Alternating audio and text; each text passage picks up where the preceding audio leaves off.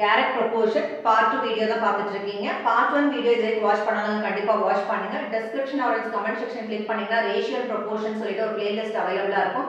அந்த லிங்கை கிளிக் பண்ணிட்டு போனீங்கன்னா அந்த வீடியோஸ் எல்லாமே அவைலபிளா இருக்கும். ஸோ அந்த பிளேலிஸ்ட்ல நீங்க பாத்தீங்கன்னா already direct and inverse variation using arrow method நம்ம வந்து பார்த்துருக்கோம். காம்பவுண்ட் ப்ரொபோர்ஷன் வீடியோஸும் அங்கே அவைலபிளா இருக்கும். அதே மாதிரி இன்வர்ஸ் ப்ரொபோர்ஷன்ஸ்ல வந்து சால்வ் எக்ஸாம்பிள்ஸ் நம்ம போட்டிருக்கோம். இன்னைக்கு பார்க்க போறது பார்ட் 2 வீடியோ. அதுல பாத்தீங்கன்னா டைரக்ட் ப்ரொபோர்ஷன் டாபிக்ல தான் பார்த்துட்டு இருக்கோம். ஸோ ஃபர்ஸ்ட் வீடியோ நீங்கள் பார்த்தீங்கன்னா டெஃபினிஷன் நம்ம எக்ஸ்பிளைன் பண்ணியிருக்கோம், எக்ஸாம்பிள்ஸ் எக்ஸ்பிளைன் பண்ணியிருக்கோம், ஃபார்முலா எப்படி அப்ளை பண்ணணும், என்ன ஃபார்முலா யூஸ் பண்ணணும் அப்படின்னு சொல்லிட்டு. ஸோ ஃபார்முலா அப்படின்னு சொன்னீங்கன்னா இங்கே அது காம்ப்ளெக்ஸ் கிடையாது, ரொம்ப சிம்பிள் தான். ஸோ இங்கே நீங்கள் பார்த்துட்டு இருக்கிறது definition. Two quantities x and y are said to vary with each other in such a way that the ratio x by y does not change. அது வந்து கான்ஸ்டன்ட்டாக இருக்கும். அந்த கான்ஸ்டன்ட்டாக தான் வந்து say k ன்னு எடுத்திருக்காங்க. We say that x and y vary directly with each other. x வந்து proportional to y or இதில் எப்படி எழுதலாம்னா x by y is equal to k or x is equal to ky. So இதில் நீங்கள் இந்த சென்டரில் இருக்கிறத ஞாபகம் வச்சுக்கோங்க. ஃபர்ஸ்ட் குவான்டிட்டி அதாவது எக்ஸ்ன்னு எடுத்தோம்னா செகண்ட் குவான்டிட்டி ஒய் எடுத்தோம்னா எக்ஸ் பை ஒய் இந்த ரேஷியோ வந்து எப்படி இருக்கும்னா கான்ஸ்டன்ட்டாக இருக்கும். So when X and Y are in direct proportion we can write direct proportion அப்படின்னு சொல்லும்போது ஒரு குவான்டிட்டி இன்க்ரீஸ் ஆச்சுன்னா இன்னொரு குவான்டிட்டி வந்து இன்க்ரீஸ் ஆகும், ஒரு குவான்டிட்டி டிக்ரீஸ் ஆச்சுன்னா இன்னொரு குவான்டிட்டியும் வந்து டிக்ரீஸ் தான் ஆகும். அதனால தான் இங்கே வந்து டைரக்ட்ன்ற வேர்ட் வந்து நம்ம யூஸ் பண்ணியிருக்கோம். ஸோ இந்த வேர்ட் ப்ராப்ளம்ஸ்லேருந்து இந்த ஃபார்முலா எப்படி apply பண்ணுவீங்கன்னா x1 divided by y1 is equal to x2 divided by y2. ஏதாவது ஒரு குவான்டிட்டியோட வேல்யூ மிஸ் பண்ணிருப்பாங்க, அதை நீங்க வந்து ஃபைண்ட் அவுட் பண்றதுக்கு இங்க இருக்க இந்த ஃபார்முலா வந்து நீங்க யூஸ் பண்ணுவீங்க. ஸோ இதுல x1 y1 x2 y2 இதெல்லாம் என்னன்னு பாத்தீங்கன்னா y1 and y2 are the values of y corresponding to the values x1 x2 of x respectively. So corresponding values தான் எடுத்து நீங்க வந்து சப்ஸ்டிட்யூட் பண்ணுவீங்க. ஸோ வேர்ட் ப்ராப்ளம்ஸ் பார்க்கும்போது உங்களுக்கு புரியும். ஸோ ஃபார்முலா நீங்க ஞாபகம் வச்சுக்க வேண்டியது வந்து இதோட ratio x by y, x ஒரு குவான்டிட்டி yன்றது ஒரு குவான்டிட்டி, இதோட ரேஷியோ வந்து கான்ஸ்டன்ட்டாக இருக்கும். அதே மாதிரி ஒரு வேல்யூஸ் வந்துட்டு கொடுக்காம இருந்தாங்கன்னா மிஸ்ஸிங் வேல்யூஸை ஃபைண்ட் அவுட் பண்ணுறதுக்கு கீழே இருக்க ஃபார்முலா தான் நம்ம அப்ளை பண்ணுவோம். கொஸ்டின் என்ன கொடுத்துருக்காங்கன்னா if the weight of 12 sheets of thick paper வந்து 40 grams கொடுத்துருக்காங்க, how many sheets of same paper would weigh 2.5 kilograms? So first வந்து கொஸ்டின்ஸ் கொடுத்த உடனே எப்பயுமே வந்து இந்த மாதிரி டேபுலர் ஃபார்மேட்டில் வந்து நீங்கள் எழுதிக்கோங்க. ஸோ தட் அது கொடுத்துருக்க கொஸ்டின் வந்து டேரெக்டாக இன்வர்ஸாக அப்படின்னு ஃபைண்ட் அவுட் பண்ண முடியும். பிகாஸ் டேரக்ட் ப்ரொபோர்ஷன் போது ஃபார்முலா வேறு, இன்வர்ஸ் ப்ரொபோர்ஷன் அப்படின்னும் போது ஃபார்முலா வேறு. ஸோ ஃபர்ஸ்ட் டேரக்ட் ப்ரொபோர்ஷனா இன்வர்ஸ் ப்ரொபோர்ஷனான்னு வந்து ஐடென்டிஃபை பண்ணுறதுக்கு வந்து நீங்கள் ஒரு டேபுலர் ஃபார்மேட்டில் எடுத்துக்கிறோம். இங்கே நீங்கள் பார்த்தீங்கன்னா என்னென்ன கொடுத்துருக்காங்கன்னு பாருங்கள். இஃப் த வெயிட், ஸோ கண்டிப்பாக வந்து வெயிட்ன்றது ஒரு quantity of 12 sheets. So number of ஷீட்ஸ்ன்றது ஒரு குவான்டிட்டி. ஸோ இங்கே நான் வந்து நம்பர் ஆஃப் ஷீட்ஸ் அப்படின்றத வந்து எக்ஸ் குவான்டிட்டியாக எடுத்துக்கிறேன், வெயிட்ன்றதை வந்து ஒய் குவான்டிட்டியாக எடுத்துக்கிறேன். ஸோ டூ குவான்டிட்டிஸ், அதில் நம்பர் ஆஃப் ஷீட்ஸ்ன்றது வந்து எக்ஸ் குவான்டிட்டி, வெயிட்ன்றது வந்து ஒய் குவான்டிட்டியாக நான் எடுத்துக்கிறேன். இப்போ என்ன கொடுத்துருக்காங்கன்னு பார்த்தீங்கன்னா if the weight of 12 sheets, 12 ஷீட்ஸோட வெயிட் வந்து எவ்வளோ கிராம்ஸ் கொடுத்துருக்காங்கன்னு பார்த்தீங்கன்னா 40 கிராம்ஸ் கொடுத்துருக்காங்க.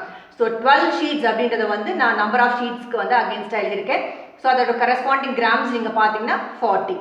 ஸோ நம்ம வந்து எக்ஸ் ஒய் நீங்கள் எடுத்துக்க முடியாது, பிகாஸ் இங்கே வேல்யூ இருக்குது, இங்கே வேல்யூ இருக்குது, இங்கே வேல்யூ இருக்குது, இங்கே வேல்யூ இருக்குது. ஸோ டிஃபரன்ஷியேட் பண்ணுறதுக்காக இதை நான் x1 எடுத்துக்கிறேன், இதை வந்து y1 எடுத்துக்கிறேன். ஸோ கரஸ்பாண்டிங்காக தான் நம்ம பண்ணணும்னு சொல்லியிருக்கோம், ஃபார்முலாவில் பார்த்துருக்கோம். ஸோ இது x1, இது y1. Then how many sheets அப்படின்னு கேட்டிருக்காங்க. அடுத்ததே பாருங்கள், ஹவு மெனி ஷீட்ஸ் அப்படி போது இங்கே எவ்வளோ நம்பர் ஆஃப் ஷீட்ஸ் கேட்டிருக்காங்க. ஆஃப் த சேம் பேப்பர் தான் would weigh 2.5 kilograms அப்படின்னு கொடுத்துருக்காங்க. 2.5 kilograms இருக்கும்போது எவ்வளோ நம்பர் ஆஃப் ஷீட்ஸ் எவ்வளோன்னு கேட்டிருக்காங்க. How many sheets of the same paper would weigh 2.5 kilograms. So எவ்வளோ ஷீட்ஸ் வந்து 2.5 kilograms இருக்கும் அப்படின்னு தான் கேட்டிருக்காங்க. ஸோ இங்கே ரொம்ப இம்பார்ட்டண்ட்டான விஷயம் நீங்கள் பார்த்தீங்கன்னா யூனிட்ஸ் வந்து எப்பயுமே சேமாக இருக்கிற மாதிரி தான் இருக்கணும். அப்படி டிஃப்ரெண்ட்டாக கொடுக்கும்போது நீங்கள் தான் வந்து கன்வெர்ட் பண்ணணும். ஸோ இங்கே நீங்கள் பார்த்தீங்கன்னா கிராம்ஸ் கொடுத்துருக்காங்க, இங்கே கிலோகிராம்ஸ் கொடுத்துருக்காங்க. ஸோ நீங்கள் ரெண்டையுமே நீங்கள் பார்த்தீங்கன்னா கிராம்ஸில் கன்வெர்ட் பண்ணி தான் பண்ணணும். ஸோ அதுதான் ரொம்ப இம்பார்ட்டன்ட். இங்கே கிராம்ஸ், இங்கே கிலோகிராம்ஸ், இங்கே பார்த்தீங்கன்னா 40 கிராம்ஸ்னு இருக்குது, இங்கே 2.5 kilograms இருக்குது. ஸோ இப்படி இருக்கும்போது நீங்கள் குவான்டிட்டி கம்பேர் பண்ண முடியும். இங்கே பார்த்தீங்கன்னா 40 இருக்குது, இங்கே 2 கம்மியாக இருக்குது அப்படின்னு சொல்லிட்டு நம்ம வந்து தப்பாக வந்து அனலைஸ் பண்ணிடக்கூடாது. ரெண்டையுமே வந்து கிராம்ஸாக கன்வெர்ட் பண்ணணும். ஸோ இங்கே நீங்கள் கிலோகிராம் 2.5 kilograms கொடுத்துருக்காங்க. இதை கிராம்ஸை கன்வெர்ட் பண்ணுறதுக்கு நமக்கு தெரியும் 1 kilogram அப்படின்றது வந்து, ஸோ கிலோனா 1000 தெரியும், ஸோ 1000 grams.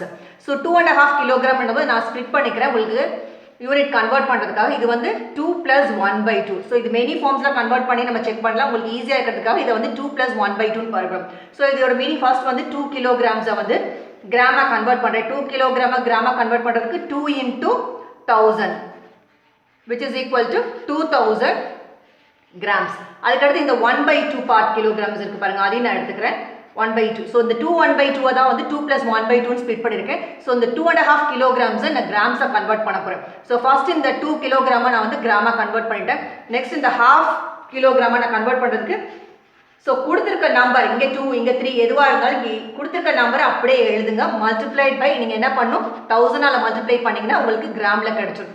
1000ஆல் மல்டிப்ளை பண்ணுறதுக்கு 1000 / 2 இதை வந்து கேன்சல் பண்ணிங்கன்னா 5 2s are 10, ரிமைனிங் 2 0 இருக்குது. ஸோ 2 0 போட்டோம்.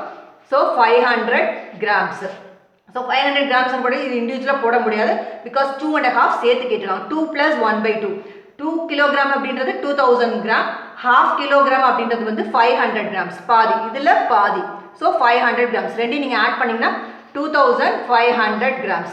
ஸோ 2.5 kilogram அப்படின்றது வந்து பார்த்தீங்கன்னா 2500 grams. ஸோ இந்த மாதிரி கன்வெர்ட் பண்ணிடணும். ரெண்டுமே வந்து நீ ஈக்குவல் யூனிட் வச்சு தான் எப்பயுமே வந்து அனலைஸ் பண்ண முடியும்.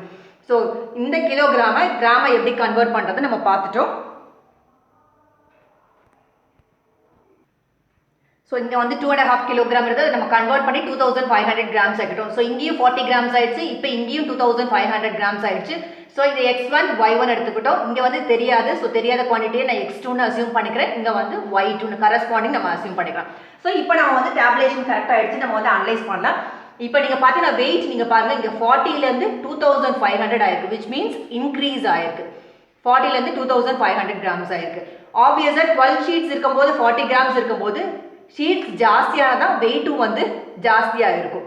ஸோ நீங்கள் இந்த மாதிரி தான் கம்பேர் பண்ணி பார்க்க முடியும். ஸோ இங்கே கிராம்ஸ் வந்து ஜாஸ்தியாக இருக்குது, விச் மீன்ஸ் ஷீட்ஸ் வந்து ஜாஸ்தியாக இருக்கிறனால தான் வந்து கிராம்ஸ் வந்து ஜாஸ்தியாக இருக்குது. அப்போ கண்டிப்பாக இந்த குவான்டிட்டி எப்படி இருக்கும், இன்க்ரீஸ் தான் ஆகும். ஸோ டைரக்ட் ப்ரொபோர்ஷன் அதோட மீனிங் நம்ம பார்த்தோம். ஒரு குவான்டிட்டி இன்க்ரீஸ் ஆச்சுன்னா இன்னொரு குவான்டிட்டி இன்க்ரீஸ் ஆச்சுன்னா அது டைரக்ட் ப்ரொபோர்ஷன். ஒரு குவான்டிட்டி டிக்ரீஸ் ஆச்சுன்னா இன்னொரு குவான்டிட்டி டிக்ரீஸ் ஆச்சுன்னா அது வந்து டைரக்ட் ப்ரொபோர்ஷன் பார்த்தோம்.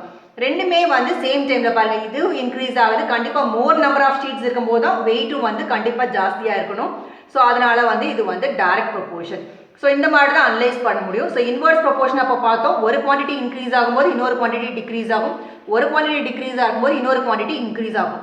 ஸோ இது வந்து பாருங்கள், கண்டிப்பாக வெயிட் ஜாஸ்தியாக இருக்குது, கண்டிப்பாக ஷீட்ஸும் வந்து ஜாஸ்தியாக இருக்கும்போது தான் வந்து வெயிட்டும் ஜாஸ்தியாக இருக்கும். ஸோ ரெண்டுமே சேம் டைமில் இன்க்ரீஸ் ஆகுறதுனால இது எந்த கேட்டகரியில் ஃபாலோ ஆகுதுன்னு பார்த்தீங்கன்னா direct proportion. So direct proportion அப்படின்னும் போது நீங்கள் x1 y1 x2 y2 அப்படின்னும் போது ஃபார்முலா நீங்கள் எது யூஸ் பண்ணுவீங்க, x1 / y1 which is equal to x2 / y2. இதுதான் நம்ம வந்து ஃபார்முலாவை பார்த்தோம். ஸோ டைரக்ட் ப்ரொபோர்ஷன் இன்வர்ஸ் ப்ரொபோர்ஷனுக்கு ஃபார்முலா வந்து தனித்தனியாக இருக்கு. So x1 / y1 is equal to x2 / y2. So இங்கே வந்து x2 குவான்டிட்டி நமக்கு தெரியாது. ஸோ அப்போ தான் வந்து இந்த மாதிரி ஃபார்முலா யூஸ் பண்ணணும் நம்ம சொன்னோம். ஸோ இதை வந்துட்டு நீங்கள் இங்கே x2 அசியூம் பண்ணிவிட்டு ரிமைனிங்லாம் வேல்யூ சப்ஸ்டியூட் பண்ணிங்கன்னா x2ஓட வேல்யூ வந்து உங்களுக்கு கிடைச்சிடும். ஸோ இங்கே பார்த்தீங்கன்னா வேல்யூ சப்ஸ்டியூட் பண்ணியிருக்கோம். x1 வந்து 12, y1 வந்து 40 which is equal to x2 வந்து as it is, y2 வந்து 2500 which implies இப்போ நீங்கள் பார்த்தீங்கன்னா இங்கே டிவிஷன் இருக்குது, ஈக்குவலுக்கு இந்த சைட் போச்சுன்னா மல்டிப்ளிகேஷன் ஆகிடும். So 12 multiplied by 2500 divide by இங்கே பார்த்தீங்கன்னா 40 which is equal to என்னவா இருக்குன்னா x2. பிகாஸ் நமக்கு x2 தான் தேவை, அது x2 as it is இங்கே வச்சுக்கிறோம். டிவிஷன் ஈக்குவலுக்கு இந்த சைட் போகும்போது மல்டிப்ளிகேஷன். இது கேன்சல் அவுட் பண்ணிங்கன்னா 0 0 gets cancel. 4 12 நீங்கள் கேன்சல் பண்ணலாம். 1 4 is 4, 3 4s are 12. So 250 multiplied by 3 which is equal to x2. So 250 multiplied by 3 பார்த்தீங்கன்னா 750. ஸோ இங்கே நீங்கள் நம்பர் ஆஃப் ஷீட்ஸ் பார்த்தீங்கன்னா 750 ஷீட்ஸ் பார்த்தீங்கன்னா எவ்வளோ வெயிட் பார்த்தீங்கன்னா 2500 grams. ஸோ நம்ம அனலைஸ் பண்ணுறது கரெக்டாக தான் இருக்குது. நம்ம சொன்னால் 12 ஷீட்ஸ் இருக்கும்போது 40 grams, ஆப்வியஸாக இது இன்க்ரீஸ் தான் ஆகும்னு பார்த்தோம். ஸோ 750 ஷீட்ஸ் இருக்கும்போது 12 கம்பேர் பண்ணும்போது நீங்கள் பார்த்தீங்கன்னா ஜாஸ்தி தான். ஸோ ஜாஸ்தி நம்பர் ஆஃப் ஷீட்ஸ் இருக்கும்போது 2500 grams. ஸோ ஒன்ஸ் வந்து இந்த ஆன்சர் வந்து ஃபைண்ட் அவுட் பண்ணிட்டு நீங்கள் கிராஸ் வெரிஃபை பண்ணிடலாம். ஸோ ஆன்சர் கரெக்டாக செக் பண்ணுறதுக்கு நமக்கு ஃபார்முலா தெரியும். இந்த ரேஷியோ இந்த குவான்டிட்டி வந்து which is equal to the constant k பார்த்தோம். ஃபர்ஸ்ட் x1 / y1 பார்த்துடலாம். ஸோ x1 / y1 எப்படி இருக்கு பாருங்க, 12 / 40. இதை கேன்சல் பண்ணிங்கன்னா செகண்ட் டேபிளில் கேன்சல் பண்ணேன். 6 2s are 12, 2 2s are 4 0. மறுபடியும் செகண்ட் டேபிளில் கேன்சல் பண்ணலாம். 3 2s are 6, 1 2 is 2 then 0. Then again நீங்கள் பார்த்தீங்கன்னா x2 / y2 பண்ணணும். இதே மாதிரி x2 / y2 பண்ணிங்கன்னா x2ன்றது வந்து நம்ம பார்த்தோம் ஆன்சர் ஃபைண்ட் அவுட் பண்ணோம் which is 750 then divide by இது பார்த்தீங்கன்னா 2500 லாஸ்ட்ல 0 5ல இருந்துச்சுன்னா 50 டேபிளால கேன்சல் பண்ணலாம் இதை நான் கேன்சல் பண்றேன் then 75 divide by 250 இருக்கு 50 டேபிளால கேன்சல் பண்ணா 1 5 is 5 2 இருக்கு 5 5s are 25 5 5s are 25 0 then again 50 டேபிளால cancel பண்ணீங்கன்னா 3 5s are 15 1 5 is 5 0 so x2 divide by y2 பண்ணும்போது 3 by 10 தான் வருது இங்க x1 divide by y1 பண்ணும்போது 3 by 10 தான் வருது so which means the constant k ன்றது கரெக்ட் நம்ம throughout x1 divide by y1 x2 divide by y2 x3 divide by y3 x4 divide by y4 எல்லாமே constant k ஆ இருக்கும் constant k ன்றது வந்து சேமா இருக்கும்னு அர்த்தம் இங்க remains constant இங்கேயும் 3 by 10 தான் வந்திருக்கு ரேஷியோ இங்கேயும் 3 by 10 தான் கரெக்டா வந்திருக்கு so which means உங்களோட ஆன்சர் வந்து கரெக்ட் ஸோ இப்போ ஒரு ஐடியா கிடைச்சிருக்கு உங்களுக்கு டைரக்ட் ப்ரொபோர்ஷன் क्वेश्चंस எப்படி சால்வ் பண்ணணும் இம்பார்ட்டன்ட் திங் பார்த்தீங்கன்னா யூனிட்ஸ் வந்து த்ரோட் சேமா வச்சு தான் நீங்கள் சால்வ் பண்ணணும் அவங்க கொடுக்கலனாலும் பரவாயில்ல நீங்கள் வந்து கன்வெர்ட் பண்ணிவிட்டு நீங்கள் செக் பண்ணணும் ஸோ எப்பயுமே ஆன்சர் வந்து ஃபைண்ட் அவுட் பண்ணும்போது இந்த மாதிரி கிராஸ் வெரிஃபையும் பண்ணிக்கோங்க உங்களால் பண்ண முடிஞ்சதுன்னா தேங்க்யூ ஃபார் வாட்சிங் திஸ் வீடியோ